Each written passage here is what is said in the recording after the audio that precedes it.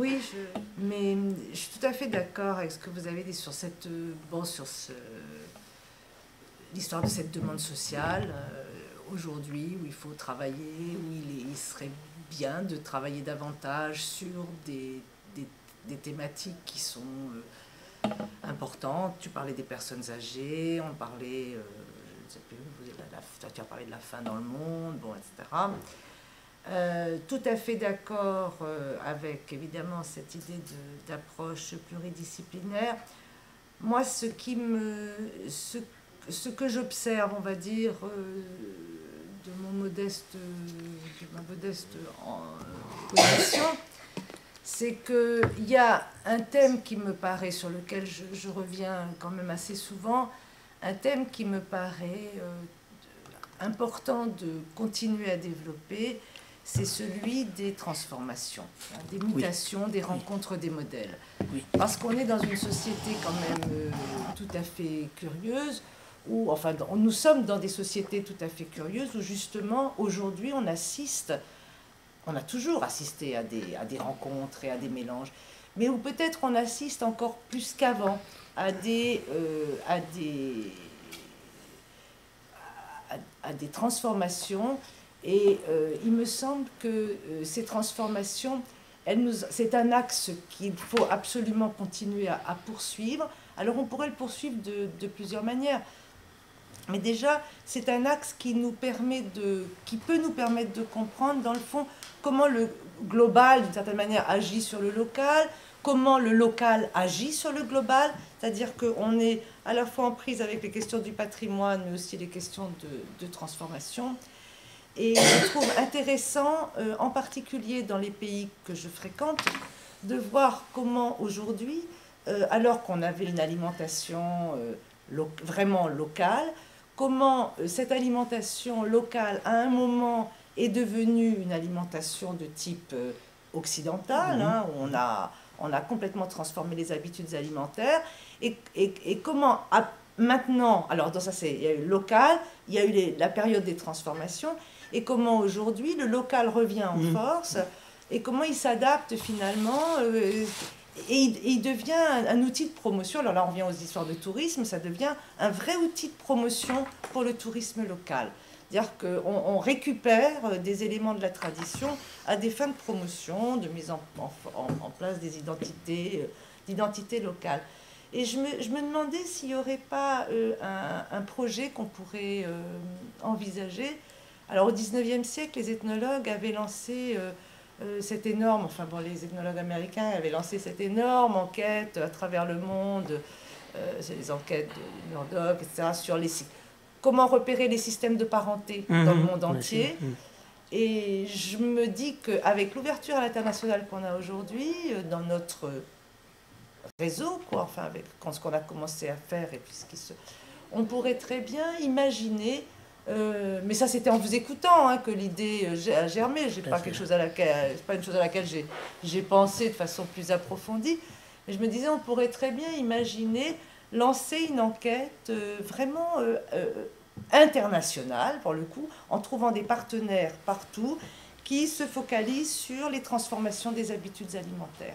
Et voir comment dans leur pays, on a switché d'un modèle vers un autre, et comment tout ça se met en place. Et puis le deuxième élément qui m'est apparu en écoutant en particulier les deux dernières interventions sur le sensoriel et les méthodes quantitatives, je me disais, on a vraiment là intérêt, on ne travaille pas assez, c'est vrai qu'on ne travaille pas assez ensemble, et alors que les outils que vous présentez, ce sont des outils qui nous permettraient de mieux comprendre ce que nous observons sur le terrain, tout comme je pense que la façon dont nous abordons les questions permettrait de mieux peut-être relativiser certaines pratiques, etc. Bon, voilà. Alors là, c'est vrai qu'on a tendance à rester un peu enfermé dans nos disciplines.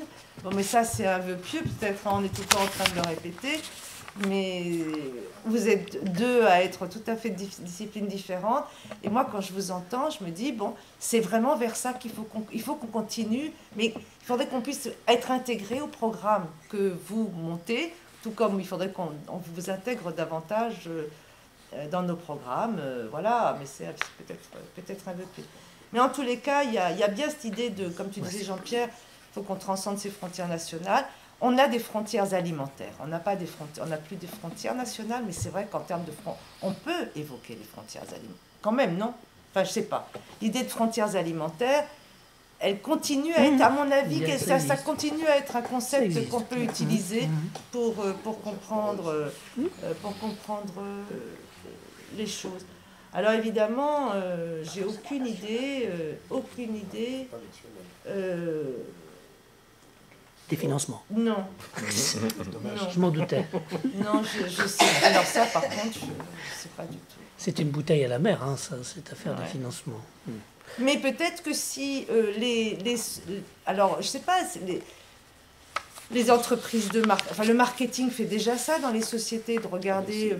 C'est une demande interne. On a eu un stagiaire il y a 2 ans qui était chez Danone pour faire une bibliographie sur cette thématique. Sur cette thématique, voilà. Donc je pense qu'il y a, oui, dans les groupes, mais bon, moi ça je ne sais pas faire. Il y a des industries qui peuvent intervenir par le biais du marketing, ce que rappelle Pierre-Antoine, c'est un exemple tout à fait pertinent, mais il y a aussi un certain nombre d'investissements de l'État ou des collectivités qui doivent prendre en compte que le développement des connaissances que permettent ces croisements disciplinaires est porteur, peut-être pas tout de suite à court terme de quelque chose, mais peut avoir à moyen terme des enjeux économiques qui sont importants.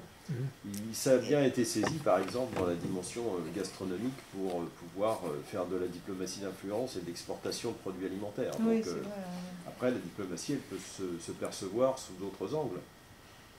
Mais c'est vrai que, juste pour terminer, il me semble que l'approche de ces rencontres de modèles, de ces transformations alimentaires, elle n'est pas seulement intéressante à étudier sur le plan des pratiques, mais elle est vraiment aussi intéressante à étudier sur le plan de la transformation de la perception, justement, des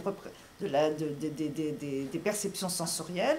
Elle est très intéressante à étudier sur les représentations de la santé, qui évolue quand même considérablement. Quand on voit, enfin, sur les terrains sur lesquels je travaille, et là on voit bien qu'on passe dans tout à fait d'autres modèles de représentation de la santé.